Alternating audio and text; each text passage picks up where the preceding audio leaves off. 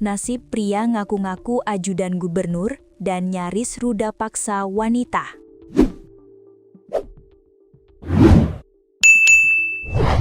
Nasib oknum pegawai PPPK paruh waktu Pemprov Jateng berinisial AJN yang diduga terlibat dalam percobaan ruda paksa terhadap wanita kenalannya di sebuah hotel.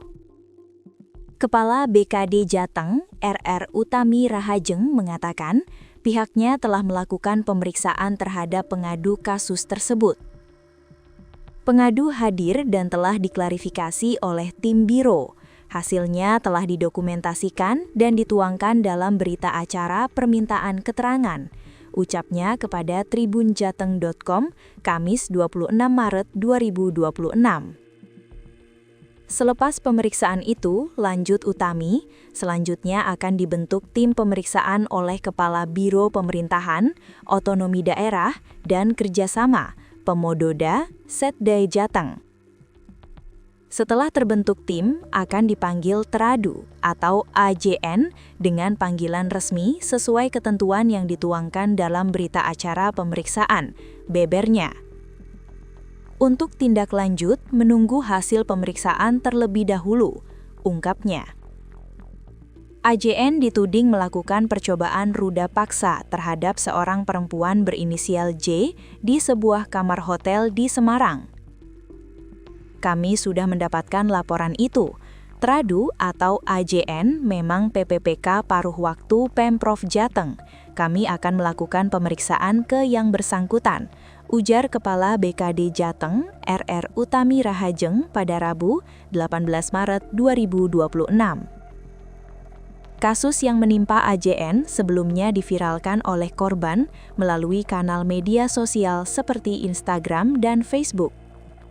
Banyak akun besar memposting aduan korban, diantaranya @dinasruwet_kota Semarang pada Selasa 17 Maret 2026.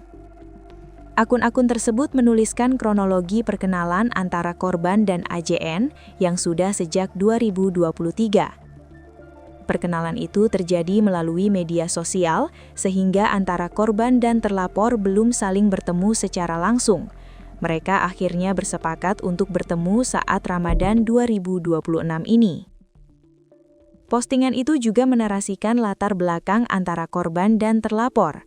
Korban mengakui pernah hidup di luar negeri dan tinggal dengan pria, tapi menurutnya itu bukan menjadi dasar melakukan pelecehan.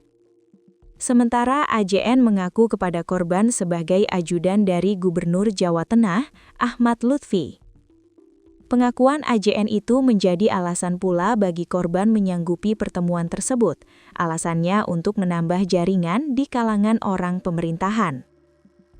Pertemuan itu akhirnya terjadi.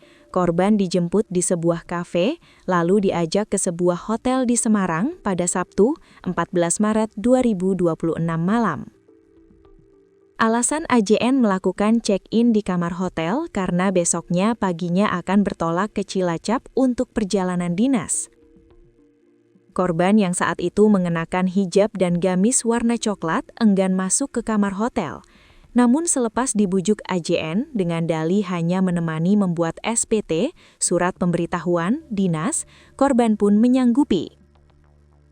Selepas di kamar hotel itulah korban mendapatkan percobaan ruda paksa. Korban berontak lantas lari keluar kamar. AJN sempat mengejar korban. Sadar niatnya gagal, AJN lantas meminta maaf. AJN lalu mengantarkan korban pulang. Sepanjang perjalanan pulang itu, AJN sempat kembali melontarkan pernyataan pelecehan ke korban, yakni bisa memuaskan korban.